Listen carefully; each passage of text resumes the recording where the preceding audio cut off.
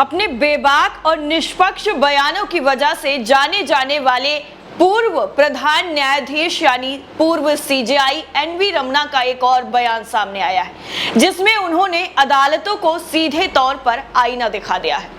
उन्होंने क्या कहा है वो हम आपको इस खबर में बताने वाले हैं, लेकिन उनके बयान से पहले हम आपको ये जरूर बताना चाहेंगे कि उनके बयान ने ये जाहिर कर दिया है कि अदालतें आज निष्पक्ष नहीं रही हैं क्या, अदालतों में वो चीजें आज नहीं हो रही हैं क्या जिससे सच्चाई और अच्छाई पीछे छुप जा रही है, क्या यहाँ पर भी सत्ताधारी लोगों का कब्जा हो चुका है।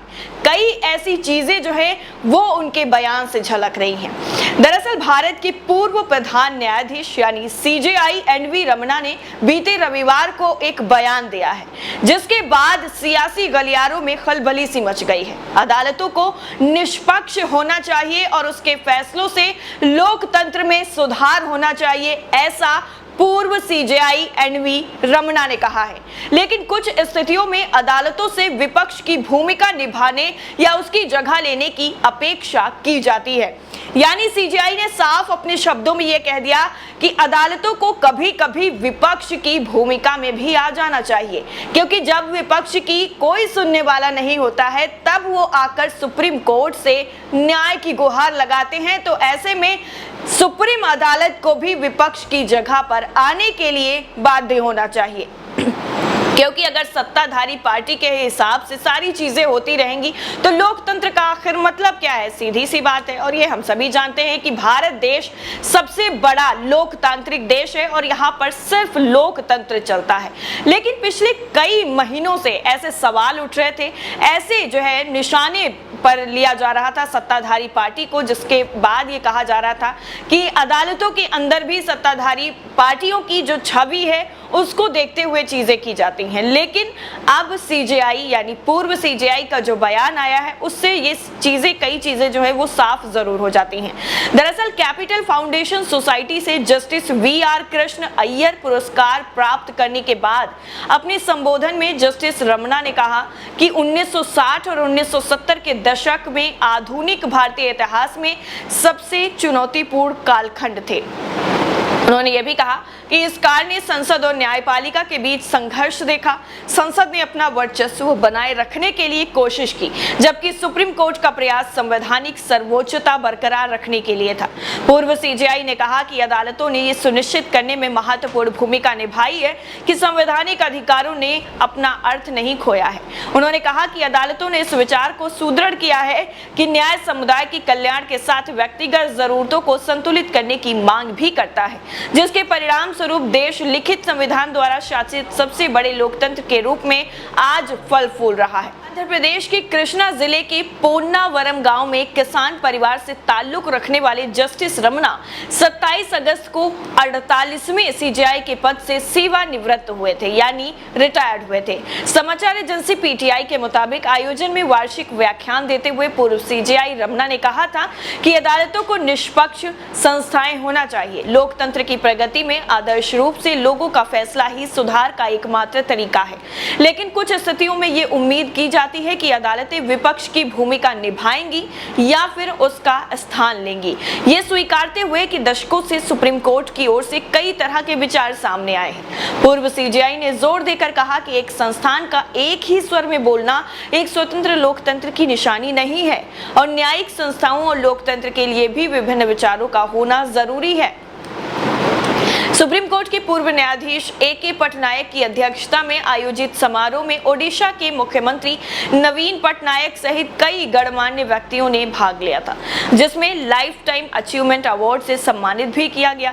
जस्टिस रमना ने यह भी कहा कि अभी उनके लिए भारतीय न्यायपालिका में मेरे अनुभव विषय पर व्याख्यान देना उचित नहीं है, क्योंकि वो हाल ही में प्रधान न्यायाधीश के पद से सेवानिवृत्त हुए हैं। उन्होंने इसके बदले 72 सालों में भारतीय न्यायपालिका की यात्रा विषय पर व्याख्यान जरूर किया। उन्होंने कहा कि एक संस्था के रूप में न्यायपालिका को किसी एक राय के आधार पर नहीं आंका जा सकता है। इसी तरह देश एक ऐसे संवैधानिक निकाय की उम्मीद नहीं कर सकता जिसमें हमेशा एक ही स्वर में बोलने वाले 30 से अधिक स्वतंत्र संवैधानिक प्राधिकरण शामिल हों। जस्टिस रमना ने यह भी कहा कि न्यायपालिका को जनहित याचिका प्रणाली के दुरुपयोग सहित कई सवालों की जांच करने की जरूरत है। यानी सीजेआई के बयानों से ये साफ झलक रहा है कि उनका ये कहना है कि ऐसा हमारे लोकतंत्र में नहीं हो सकता है, यानी किसी भी लोकतंत्र में ये नहीं हो सकता है कि हर कोई एक ही स्वर में एक ही बात को सही माने।